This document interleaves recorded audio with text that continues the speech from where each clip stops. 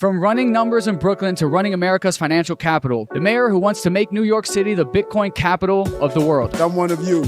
We must empower everyday people to understand they have the power. And that's what the VP stated, and I'm stating. When we leave here, we need to leave here with a charge. Go back to our communities, identify those lawmakers that are getting in the way of ensuring that Bitcoin is normalized. And then we need to do real things on the ground. As the mayor, I could implement using Bitcoin to pay for utility bills. This would allow people to start to see, wait a minute, this is not the boogeyman that everybody said. 10 years ago, Governor Cuomo and his administration did the bit licensing. It decimated the community. People fled the city with a financial capital. And I'm saying to those who ran away, come back, because this is a new day, and we want you here in New York.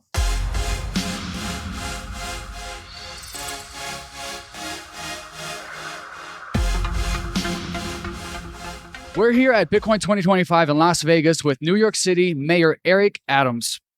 He is the only politician who accepted his paychecks initially in Bitcoin. Not sure if everybody knows that here, but that's quite the move, man. From running numbers in Brooklyn to running America's financial capital, he's now facing federal charges while championing the currency that needs no permission.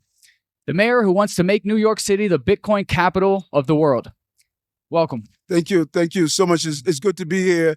And those charges were dropped by the Department of Justice. They did an analysis and it's clear. They felt that I should not have been targeted. It was clear lawfare. And if anything, this group here knows what lawfare looks like. Exactly. Because no matter where they tried to do their business, they were harassed, they were audited, Exactly. they were really hit hard. And so that's why, as I spoke to the audience today, I stated that I'm one of you. We come from the same understanding. You know, it's interesting you say that because that's a similar sentiment that I'm hearing from Eric Trump and, the Trump family in general. They found themselves being somewhat targeted and discriminated against the way that the Bitcoin industry was. I love that you have embraced it, and it is the future, and we're seeing the adoption finally come around. So that being said, you did accept those first few checks. Yes. That was a risky move at the time. You were also called dumb as a kid. What do you see in Bitcoin, and how do you relate to that sort of disrespect, right? That sort of misunderstanding and labeling it something, that fully, underestimates and undermines what it actually is. And I love that. I love that question because that question is not only a professional response, but it's a personal response. Right. And I think many people don't see their full potential because people look at whatever barriers there are and they press them down. And that's what I went through as a child because of my undiagnosed dyslexia, discovering it when I came into college. And, I saw that mocking and almost bullying when I announced I was going to take my first 3 paychecks in Bitcoin. Yeah. And that's how people feel that's here. Mm-hmm. That's probably why they could identify with my story. Mm-hmm. And when you've gone through that level of harassment just for trying to do the right thing, you start to identify with those who have gone through it, who are going through it. Amen. That's why New York City must be a city that we are not a bully. Yes. 10 years ago, Governor Cuomo and his administration did the bit licensing. It decimated the community. People fled the city with a financial capital. And I'm saying to those who ran away, come back, because this is a new day, and we want you here in New York.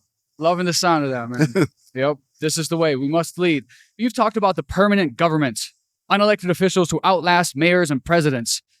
How does Bitcoin's decentralized nature speak to someone who's fought both street-level corruption and federal overreach? And is this part of why you embraced it so early? Yeah, well, I'm a tech mayor. I've always been into technology. I used to program with COBOL, Assembly, and Fortran.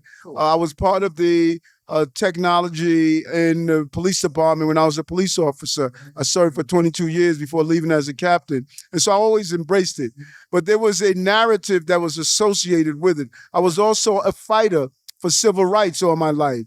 And so there was an intersectionality of my always a desire to fight for the rights of people. Yep. And I saw what was happening to the Bitcoin community as violating their rights. And so the natural fighter in me said, I'm going to join this fight.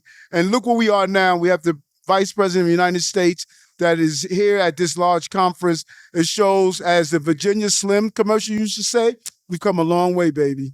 Amen. There's something real beautiful about this, man.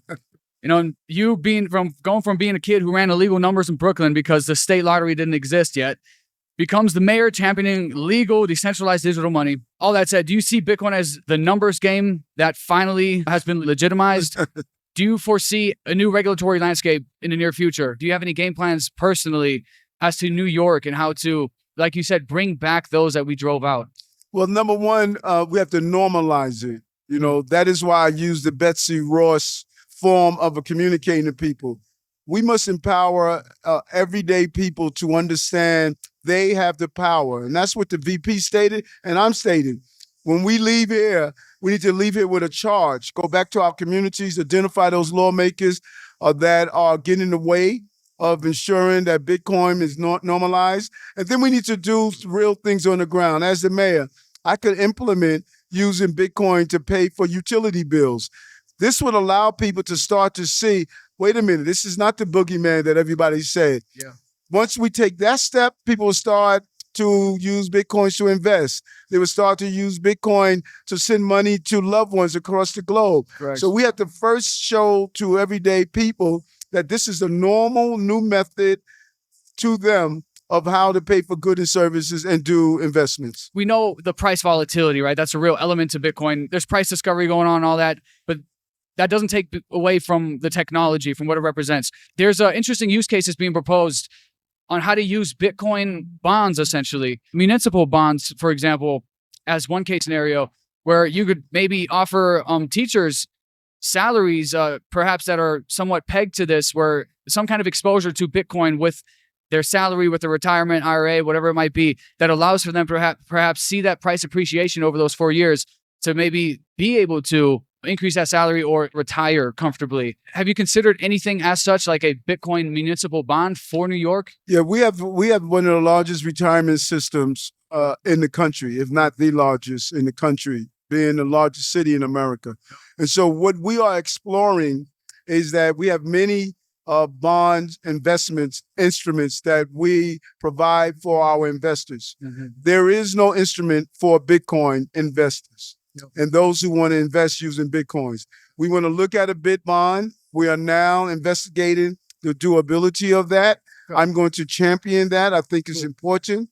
And we need to give all of our civil service and investors in our bonds the opportunity to use whatever methodologies that they want to do. We should take nothing off the table. We should be adding things on the table after they go through the regulatory understanding. I love it.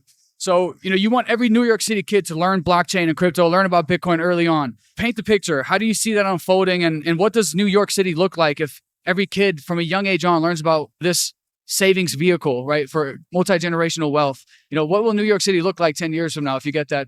This is a great opportunity when you think about it. We have many communities that are unbanked, many communities that is not participating in the financial industry. We want to now start them young, yes, from pre-K all the way through to graduation. We want to give them, we like to say pre-K to 12, give them incrementally how to understand this new way of paying for goods and services and saving. And you alluded to that people talk about the financial instability of ups and downs of profit making.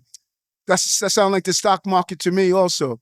There's instability in all investment. Mm-hmm. And so when people talk about, well, there's fraud in Bitcoin.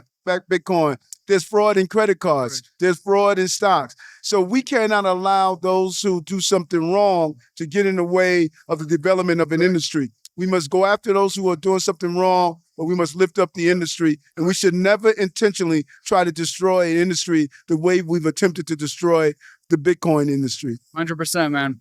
Could not agree more. Forget being a blockchain-friendly city. Let's make New York City the Bitcoin city. Yes. Mayor Adams, thank you so much for your time. Real pleasure. Take care.